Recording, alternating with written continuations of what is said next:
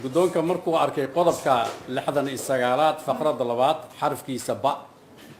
ee la xisaabtanka iyo korjoogteynta hay'adaha dawladda gaar ahaan dhinaca hubinta dhaqangelinta sharciyada dalka markuu arkay barnaamijka xukuumadda in dalka ay gaarsiin doonto doorasho qof iyo cod ah sanadka 2020 oo ku salaysan dimuqraadiyad iyo rabitaanka shacabka Soomaaliyeed markuu arkay in xukuumadda ku fashilintay ballanqaadkii ahaa diyaarinta hanaan iyo qorshe cad oo lagu gaarayo doorasho qof iyo cod ah sanadka 2020 dhamaystirka federaaleynta heerarka kala duwan iyo go'aanka qaadashada maqaamka caasimadda ka hor waqtiga doorashada afti u qaadida iyo meelmarinta dastuurka iyadoo lala tashanayo labada gole ee dawlad goboleedyada iyo qeybaha kala duwan ee bulshada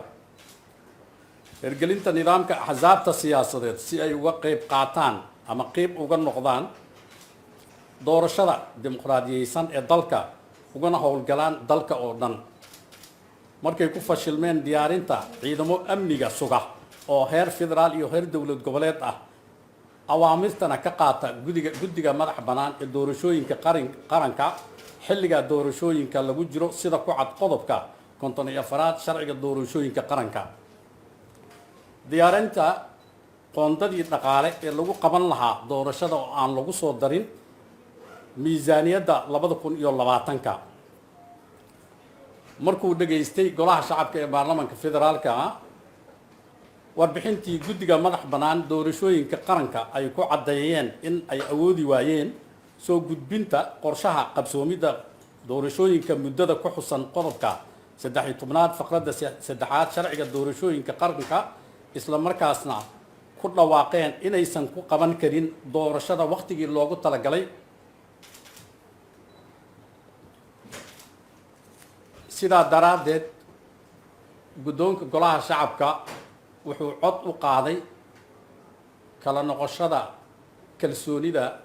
xukuumadda hadda jirta oo ra'iisul wasaare uu yahay xasan khayre baarlamaankana sidaan ayuu u codeeyey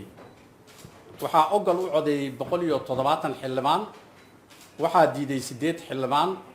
wax ka aamusay ma laha sidaa daraaddeed madaxweynaha jamhuuriyadda federaalka Soomaaliya sida uu farayo dastuurka kumeel gaarka ah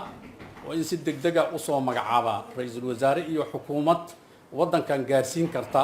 fulin karta doorasho qof iyo cod ah muddadii loogu talagalay aad iyo aad u mahadsantihiin